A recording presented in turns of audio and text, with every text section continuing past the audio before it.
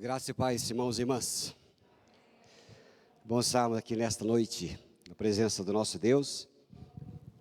Espero que vocês tenham tido um domingo abençoado. Quem teve? Tiveram? Quem comeu frango assado hoje aí? Comeu frango assado? O que foi, Ed? Você comeu? Pato? Picanha. Ali é outro nível, né? Graças a Deus, a gente pode começar o primeiro dia da nossa semana louvando, agradecendo, descansando. Assim é o evangelho da graça de Deus, começamos descansando. Na religião você começa trabalhando, descansa no sétimo. No evangelho você começa descansando no primeiro, trabalha depois. E eu quero compartilhar com você hoje João capítulo 10. Olha, um texto tão precioso da Bíblia. João capítulo 10. Nós vamos ler. Vamos ler aqui até o versículo, até o 10. Mas olha, leia com alegria, assim, leia comendo. Sabe? Leia comendo. Você entende o que eu quero dizer? Porque Bíblia, a palavra de Deus, a gente come. A gente desfruta. Então nós vamos ler por ler só para depois começar a falar um monte de coisa. Presta atenção. Diz assim a Bíblia: em verdade, eu lhes digo, quem não entra no curral das ovelhas pela porta, mas sobe por outro lugar, esse é ladrão e salteador. Aquele, porém, que entra pela porta, esse é o pastor das ovelhas. Para este, o porteiro abre, as ovelhas ouvem a sua voz, ele chama as suas próprias ovelhas pelo nome e as conduz para fora. Depois de levar para fora todas as que lhe pertencem, vai na frente, e elas o seguem, porque reconhecem a sua voz. Mas de modo nenhum seguirão o estranho, pelo contrário, fugirão dele, porque não conhecem a voz dos estranhos. Então Jesus fez essa comparação, mas eles não compreenderam o sentido daquilo que ele falava. Então Jesus disse mais uma vez: em verdade, lhes digo que eu sou a porta das ovelhas. Todos os que vieram antes de mim são ladrões e salteadores, mas as ovelhas não lhe deram ouvidos. Eu sou a porta. Se alguém entrar por mim, será salvo. Entrará, sairá e achará pastagem. O ladrão vem somente para roubar, matar e destruir. Eu vim para que tenham vida e a tenham em abundância. Olha, essas são palavras de Jesus para nós, Por isso que a gente tem que comer as palavras, saborear o que Ele fala, para transformar em verdade no nosso interior. Verso 9, ele diz que nós acharemos pastagem. O que é pastagem, irmãos? É comer, é saciar, É matar a fome. Me lembro um dia que eu estava andando de bike lá com o Josimar e foi uma das primeiras vezes. E a gente foi andar, e na minha concepção a gente ia andar uns 20 quilômetros, mas ele fez a gente andar uns 70. E na metade dos quilômetros, 45, eu estava com tanta fome. Vocês não fazem noção, irmãos. Meu estômago estava comendo meu rim. Ele estava assim, se caminhando por dentro de mim, assim, sabe? Ele estava caminhando para os órgãos internos e comendo. E a gente parou lá no Estrada Rural e eu olhei, não sei se era um boi ou uma vaca que estava pastando. Quando eu olhei, eu falei assim, estou com tanta inveja daquela vaca. Aí chegou o mais esperto, estava com a gente e falou assim, melhor você comer o boi então, né? Sabe o que é verdade? Aí é picanha, Mas aquilo, depois alguém me socorreu com um pacote de wafer. Olha que delícia, irmão? Pensa bem. Você anda 70 km, pode comer 2 pacotes de wafer, não vai fazer mal. Ele dissolve na hora. Ele nem processa no organismo. E ali foi bom. Sabe, esse é o sentido quando a gente anda com Jesus e quando Ele quer dizer para nós que nós acharemos pastagem. É a mesma coisa. Gente faminta, gente faminta de vida, faminta de significado, faminta, e que acha pastagem, porque o nosso pastor, Jesus, cuida de nós. E ele falou, lá no verso 10, eu vim para as minhas ovelhas, e elas para que tenham vida, e vida completa. Olha, vida completa. É um desses filmes que a gente vê na televisão de guerra, e ultimamente andou aparecendo muito filme sobre a Segunda Guerra, lá, e um deles mostra lá em 1918, na final da Primeira Guerra Mundial, um fotógrafo chamado Eric Enstrom, e ele estava fazendo uma reportagem fotográfica daquele tempo conturbado. E ele então queria incluir, né, uma foto que comunicasse uma sensação de plenitude num tempo que parecia tão vazio e dificultoso. E ali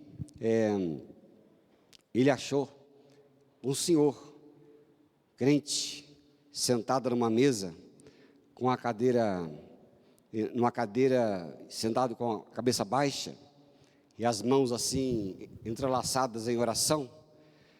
E na frente dele tinha o óculos dele, tinha uma Bíblia, uma tigela de sopa e pão. Mas ele estava muito tranquilo no meio daquele caos. E ele então fez aquela foto.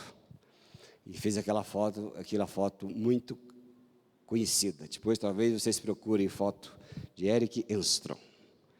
E ali tem uma foto que ele considerou alguém satisfeito. E ali tinha uma pessoa satisfeita. Alguns podem olhar para aquela foto e falar assim, olha, aqui eu vejo pobreza, escassez. Mas não era pobreza nem escassez, porque o enfoque do fotógrafo era exatamente o oposto. Ali estava alguém com uma vida plena, uma vida saciada, com gratidão, e que nós também podemos sempre experimentar, né, a satisfação que há em Jesus. Amém, querido? Se você é um homem crente, uma mulher crente, só que você não tem satisfação, sensação de satisfação em Cristo, peça ao Espírito Santo para que Ele te revele aquele pastor que fala que Ele é a porta das ovelhas, aqueles que vão e encontram pastagens e comem bem e são saciados, né? Porque ali no verso 10 e 11, o ladrão vem somente roubar, matar e destruir, mas eu vim para que tenham vida e a tenham em abundância. Eu sou o bom pastor, porque o bom pastor, o que acontece? Dá a vida pelas ovelhas. E não foi assim com Jesus? Ele não deu a vida pelas ovelhas? Se eu te prometer alguma coisa agora, você vai me esperar cumprir. E tem gente que espera que eu cumpra mesmo, fica vigiando. Aí você está na expectativa. Mas Jesus prometeu e cumpriu. Ele deu a vida pelas ovelhas. Então, essa satisfação do bom pastor, que não pode ser medida, né, por nenhuma categoria humana. Quais são o seu pensamento, o seu conceito de satisfação? A plenitude aqui que Jesus fala não é medida, né? Nós podemos pensar nas medidas de categorias mundanas. O que são categorias mundanas de satisfação do ser humano hoje? É dinheiro, é bens, coisas, é medido pelo sucesso, é medido por tantas coisas que a gente vê sendo ensinado no tempo, nós vivemos um tempo moderno, né? E às vezes a gente mede satisfação por isso, né? Quanto mais sucesso eu tenho. Esse dia alguém disse, pastor, mas eu não tenho sucesso nenhum, eu já estou no final da vida, eu não tenho nada. Aí eu disse, mas como nada? Você tem Cristo. Você tem Cristo, você tem tudo. Quem não tem nada são os conceitos da categoria humana, que mede uma pessoa de sucesso, bem-sucedida, pelos títulos, pela influência, por tantas coisas que a gente vê que são categorias humanas. E toda vez que um filho de Deus, uma filha de Deus, medir o seu sucesso e a sua vida pela régua deste mundo das categorias humanas, será sempre frustrada, porque nunca será bom o suficiente, nunca terá o bem o suficiente para prosseguir com satisfação, porque esta vida não tem satisfação em si mesma. Essa vida só tem satisfação quando você e eu temos uma outra régua de medida. E a outra régua de medida que a gente encontra na Bíblia é a satisfação e o sucesso que tem no nosso coração, que tem na nossa mente, que tem na nossa alma, que tem na nossa força, que é transbordante de gratidão e transbordante de alegria por ter um bom pastor que cuida de nós. Sabia? É o bom pastor que cuida de nós. Quem sabe na sua frustração, na minha frustração, a gente fica pensando, mas você pode remeter-se ao Evangelho e começar a pensar, que bom que aquele que me guia é Jesus, aquele que me leva a pastagens verdes, aquele que me sacia a fome, aquele que está comigo, aquele que me dá o seu sucesso, e anda com Ele, e Ele é transformado no seu padrão de medida. Que bom que você e eu possamos pensar que nós somos feitos o sucesso de Cristo Jesus. A sua morte de cruz e a sua ressurreição é glória, e a glória de Cristo são as nossas vidas, sabíamos? É a minha vida, a sua vida. Toda vez que Jesus olha para mim, que Jesus olha para você, Ele sabe que é um Deus, um homem, um pastor de sucesso, porque você foi alcançado, porque eu fui alcançado, e ali não tem espaço para sentimento pequeno deste mundo, com os seus sucessos, com os seus padrões de medida, com as coisas que ele considera grandes, e para o reino de Deus não vale quase nada, porque o que vale é a sua presença, é desfrutar do relacionamento com Ele, da vida com Ele, sabe? Ali em Gálatas capítulo 5, versos 22 e 23, a Bíblia mostra a métrica do sucesso de uma pessoa. Olha só, Gálatas 5, versos 22 e 23. O fruto do Espírito Santo é. Vamos ler junto? Primeiro é, depois, que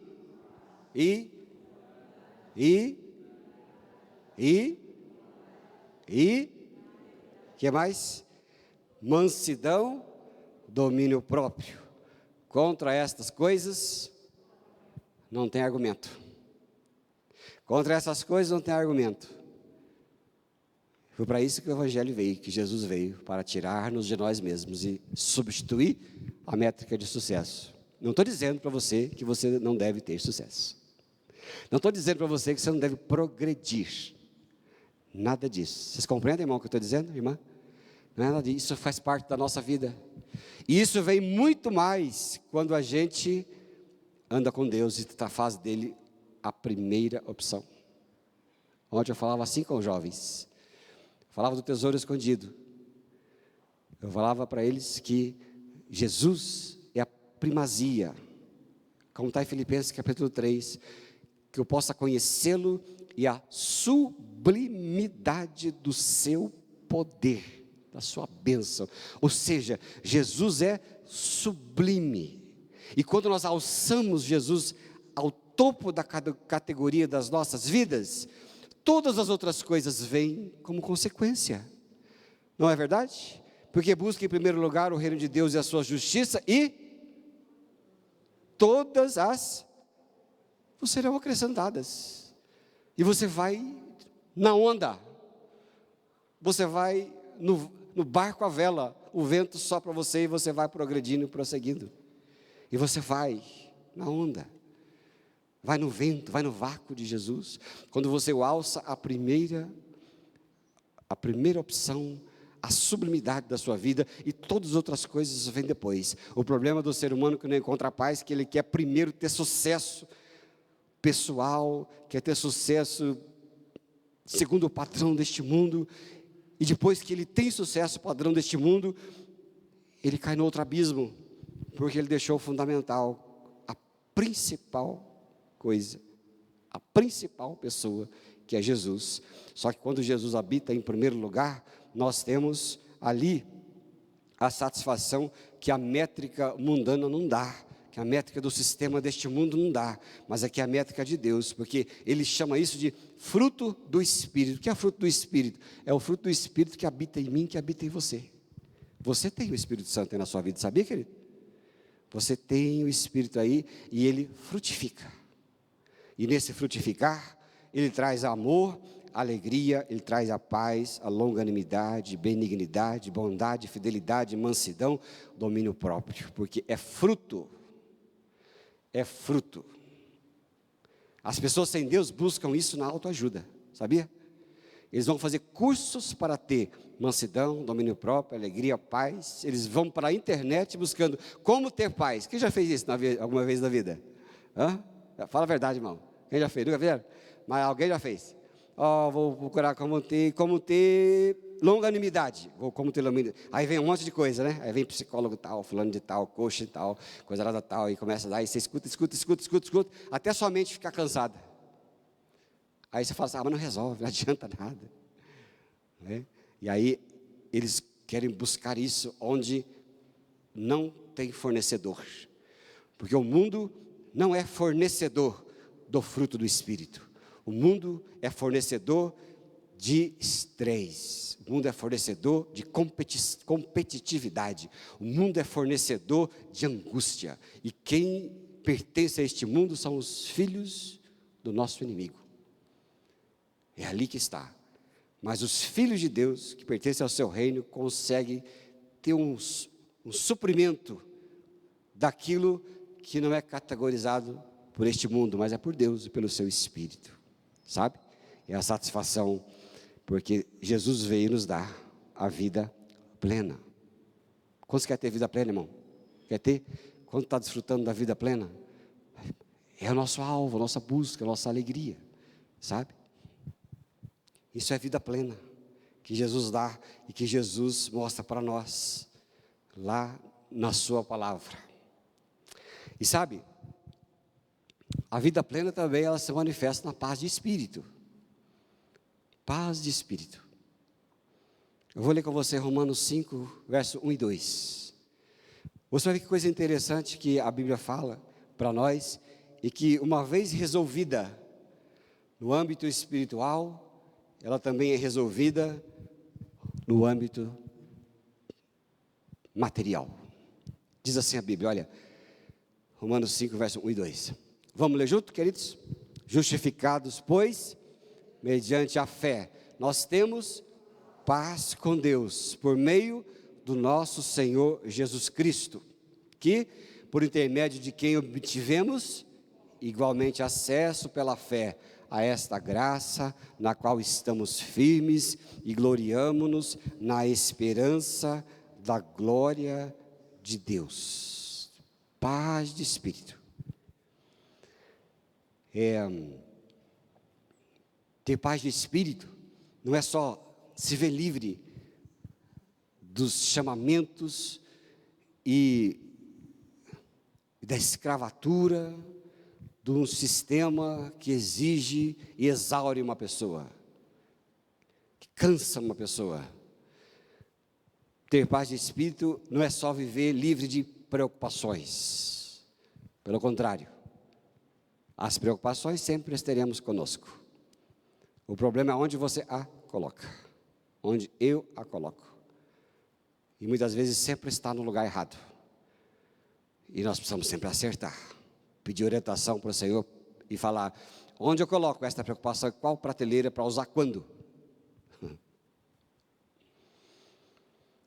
Paz de espírito não é só isso, mas é preciso a gente ver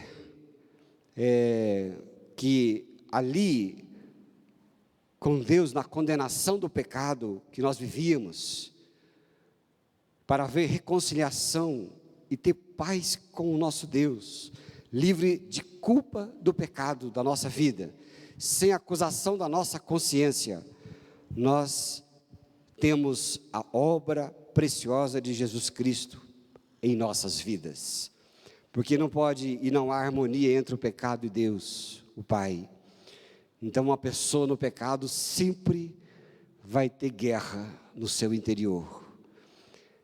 Porque quem está no pecado não tem paz.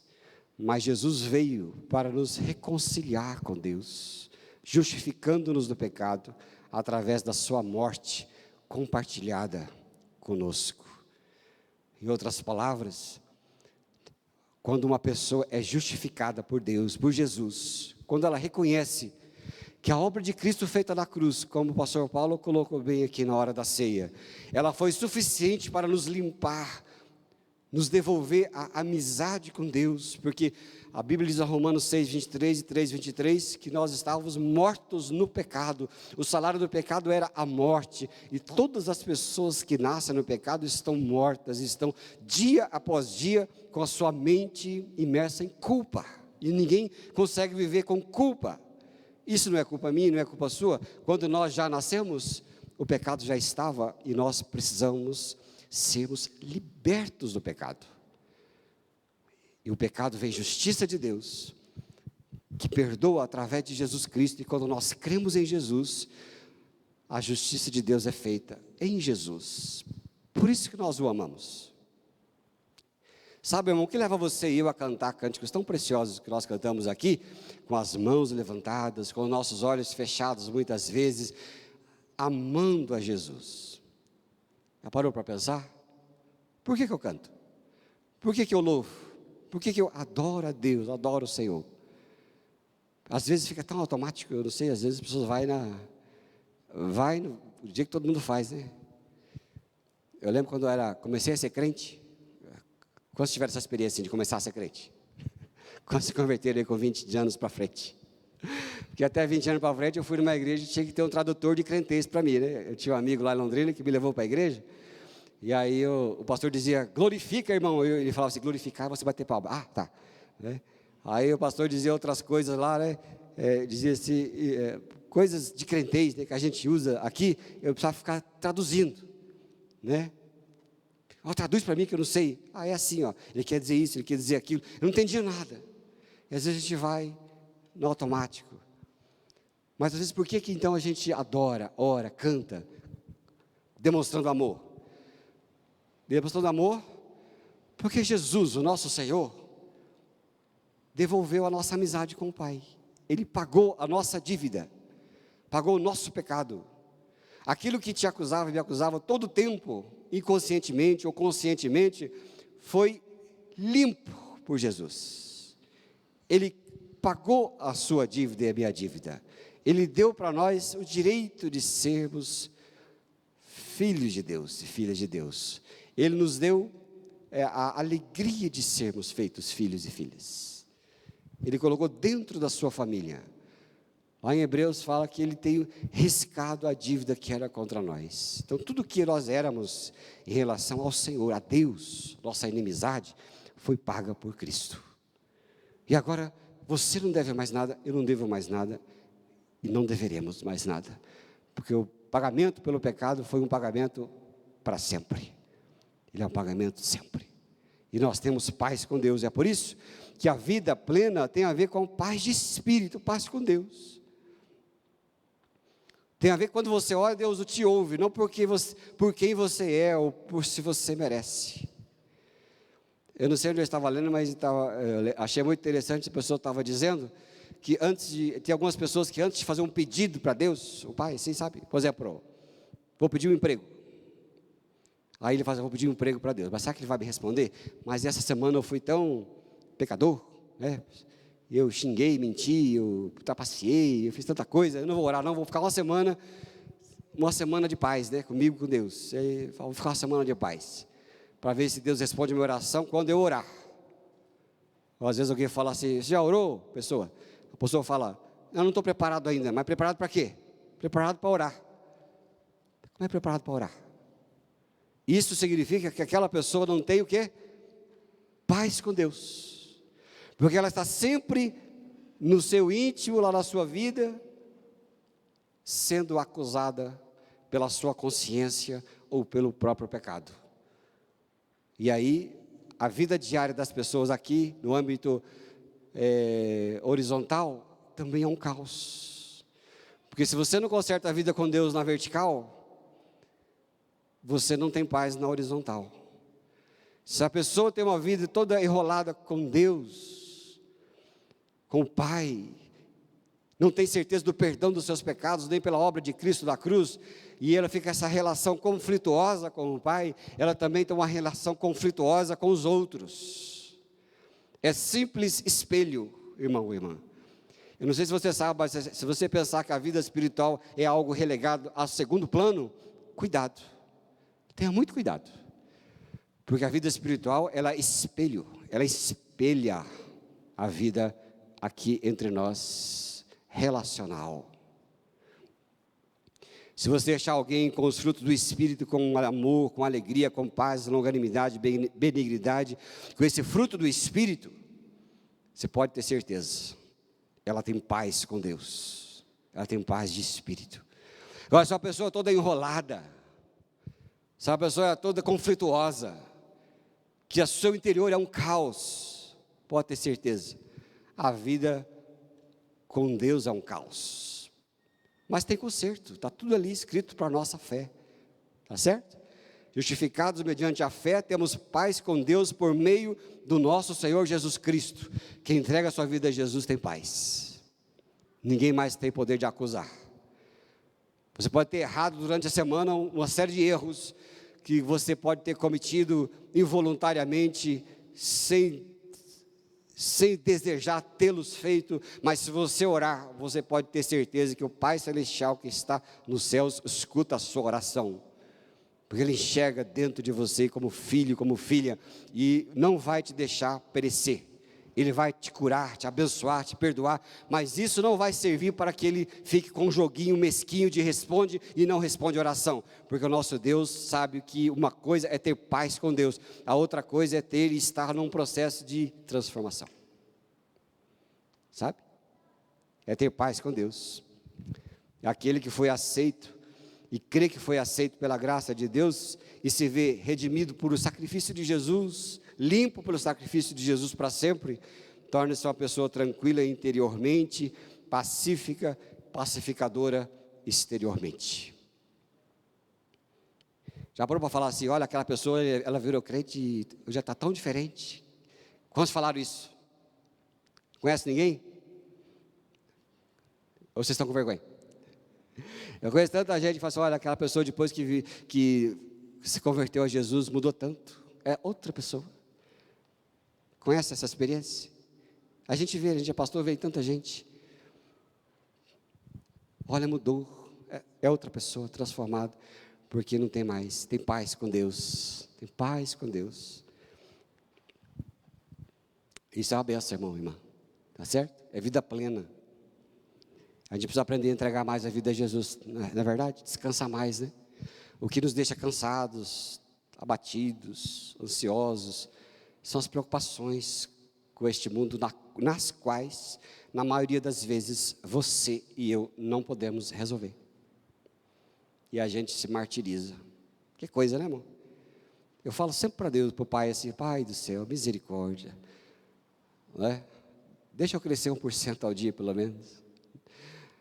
Pai do céu, tenha misericórdia, deixa eu crer, para ser mais solto, mais feliz. E assim a gente vai vivendo, né, queridos? Pela graça de Deus, que vai nos transformando sempre, mas sem a pressão.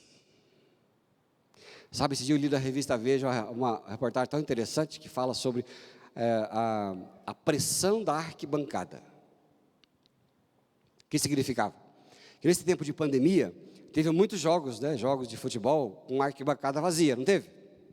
Se você e eu já cansamos de ver na televisão, né? Jogos sem arquibancada.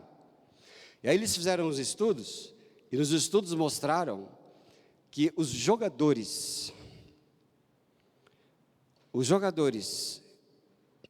que tinham um desempenho fraco nos outros jogos com arquibancada, nos jogos sem arquibancada, tiveram o desempenho melhorado em quase 60%.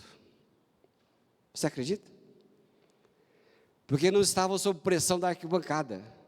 Joga, você fez errado, você é isso, aquilo outro, né? E por que você não fez isso, né? Porque aquela coisa toda, né? E quando não houve a pressão da arquibancada, o desempenho deles melhoraram bastante. E aí muitos deles estavam aprendendo, né, de forma relacional e prática, a quando voltar para os jogos com a arquibancada, a ter o mesmo desempenho e não se importar tanto com o que a arquibancada diz ou exige. Sabe? O que eu quero dizer com isso? Eu quero dizer que quando você e eu temos paz com Deus, e eu e você temos a convicção de sermos aceitos pela graça de Deus, aceitos completamente, a pressão da arquibancada diminui, e você vive melhor. Você não se importa com a pressão de que os outros esperam de você.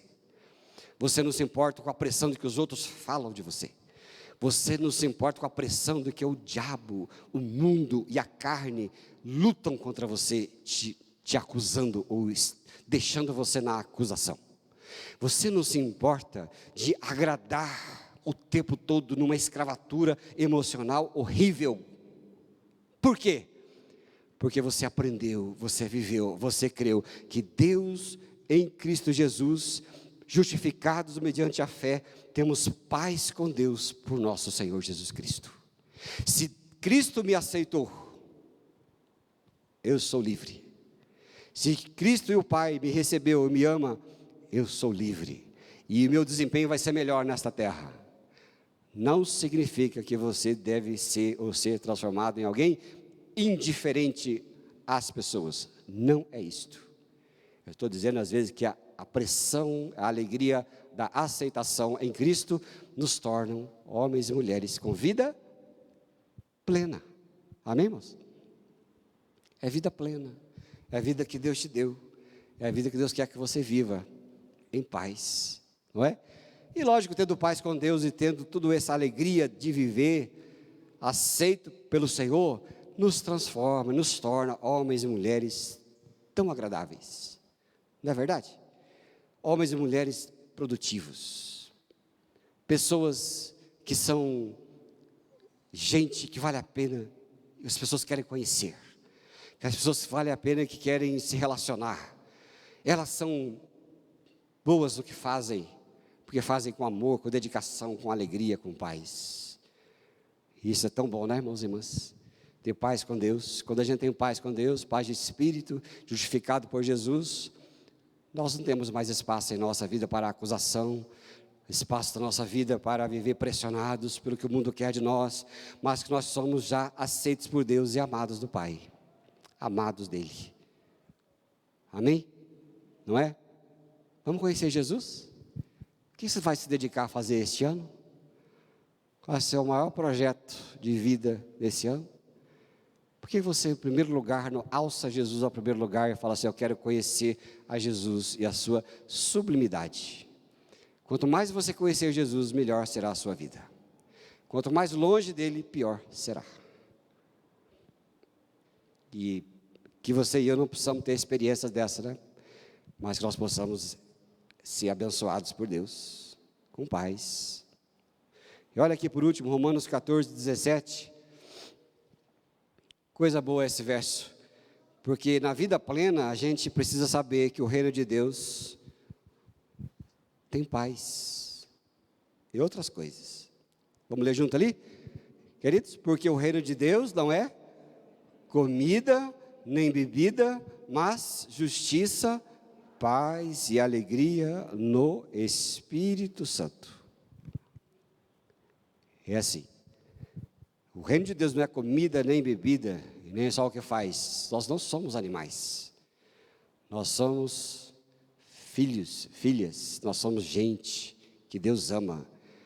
Porque viver como animais é aqueles que vivem sem Deus. Tem um filósofo do passado que dizia assim: para a maioria das pessoas a vida não é outra, senão o combate perpétuo pela própria existência, mas que no final da vida não terá valido a pena e será derrotada. Porque às vezes quando a gente vive sem Deus, a gente só come e bebe, vive, corre atrás da roda, da roda da vida, né? Corre atrás, estuda, trabalha, promovido, aposenta, cai os dentes, morre, e aquela coisa. É a roda. Gente sem Deus vive nessa roda, na comida e na bebida. Por isso que aqui a Bíblia diz que o reino de Deus não é comida nem bebida só. É alegria, gozo, paz do Espírito Santo. Hoje essa vida aí secular aí, que tomou conta do coração do ser humano, fez a gente viver como se fosse apenas terreno. O povo lá de Israel, quando saiu do Egito, quando saiu, foi para a terra prometida, chegou um tempo que eles estavam tão revoltados que eles diziam: comamos e bebamos, porque amanhã morreremos.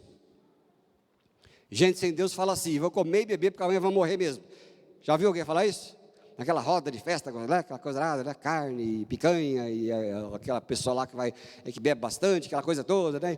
Aí no furor da coisa toda, vamos comer, vamos beber, amanhã a gente vai morrer mesmo.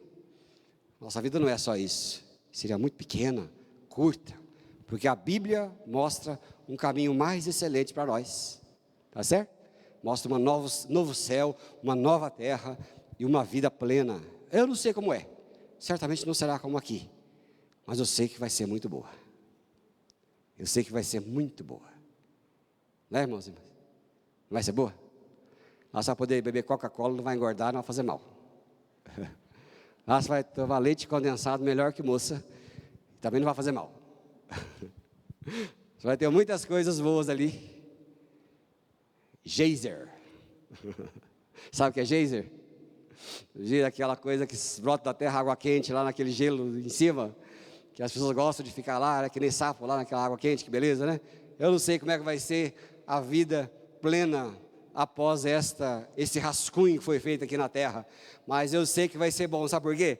Que lá, o apóstolo Paulo diz lá em 1 Coríntios que aquilo que o olho não viu, o ouvido não ouviu e nem chegou ao coração humano, são essas coisas que Deus tem preparado para aqueles que o amam.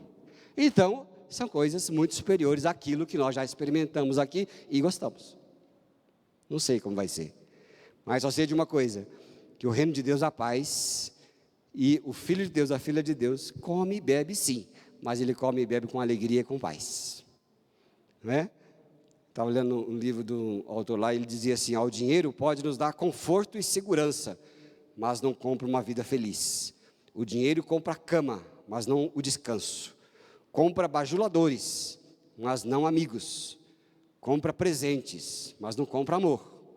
Compra festa, mas não compra alegria. Por isso, precisamos conquistar aquilo que o dinheiro não compra. O alvo do homem de Deus, da mulher de Deus, é conquistar aquilo que o dinheiro não compra. Tudo bem? Né? Que precisamos do dinheiro. Também não estou dizendo que você não precisa de dinheiro. Mas buscar aquilo que o dinheiro não compra. Que o dinheiro compra, mas ele não tem fruto. Ele torna uma pessoa rica, mas deixa uma pessoa triste. Torna uma pessoa milionária, mas tira a vida dela. É assim que ele faz. Né? É assim que ele faz. Lembro de um missionário, Jim Elliot, livro de missões. Não sei se você conhece a história do missionário Jim Elliot, mas ele e mais 4 amigos foram assassinados pelo povo nas quais eles foram alcançar, que eram os índios Aurani, do Equador. Os 4 foram mortos na missão. Né? E existe um filme chamado Terra Selvagem, se um dia alguém achar, dessa história. Mas ele tem uma frase muito legal, muito interessante, daquele que foi alcançado por Cristo e tem paz. Ele falou assim: não é tolo aquele que abre mão do que não pode reter para ganhar o que não pode perder. Olha, irmão, dá para você pensar a semana inteira nessa frase. Não é tolo aquele que abre mão do que não pode reter para ganhar o que não pode perder. Abrir mão dessas coisas que a gente não retém, que o ladrão rouba, que a traça come, ferrugem corrói, e que às vezes o sentimento humano quer, mas também não vai dar em nada. É abrir mão, mas ganhar aquilo que nunca pode perder, que é gozo, alegria e paz no Espírito Santo. Amém? Não é isso? O reino de Deus não é comida nem bebida, mas justiça, paz, alegria no Espírito Santo. Aquele dia, Eliot acreditava que o trabalho dedicado a Jesus era mais importante que a sua própria vida e os seus interesses. Ele abriu mão daquilo que não podia reter para ganhar aquilo que jamais se perderia, que é a vida plena ao lado do bom pastor Jesus Cristo. Olha que coisa boa. Não é bom servir a Jesus, irmão e irmã? Olha, eu fico feliz de você estar aqui comigo e você e eu sermos discípulos e discípulas de Jesus Cristo. O mesmo pastor, o mesmo Deus, a mesma pastagem verdinha está dado a mim e está dado a você. É só pastar. Viu? Vamos fazer uma coisa ruim aqui? Olha para o teu irmão do lado aí, vocês estão do lado, e fala assim: vamos pastar, irmão? Ó. É no sentido bom, né? Vamos pastar. Pastar o quê? A comida do bom pastor. Ele é a porta das ovelhas. Aquele que entra por mim comerá e achará pastagem e será saciado com a vida plena. É com Jesus, sempre, né? E eu quero terminar aqui dizendo que a gente presta um grave desserviço às boas novas de Jesus, quando igualamos satisfação de vida com outras coisas que não são aquelas que só o reino de Deus pode dar. Porque como cidadãos do reino, nós podemos nos esmerar e desfrutar dessa cidadania e viver uma vida tranquila com Cristo. Nós somos, irmãos e irmãs, cidadãos dos céus, pertencentes ao reino dos céus, com as leis dos céus, e nós não somos escravos deste mundo, desta terra, com os seus governantes. Nós nos movemos civilizatoriamente entre os governantes, mas o nosso reino é dos céus, o nosso Deus é quem governa, e é Ele quem dá pastagem às suas ovelhas. Se você quiser pastar a pastagem deste mundo, você vai comer grama seca. Mas se você quiser a pastagem dos céus, vai ter grama verdinha. Porque é assim que é o Senhor conosco, não é? Eu estava vendo aí, muitos estudos mostram que o Brasil passa por um êxodo. É gente saindo para buscar a vida melhor em outro lugar. Quem pode, pode. Quem tem as oportunidades, que a tenham, né, e que usem bem.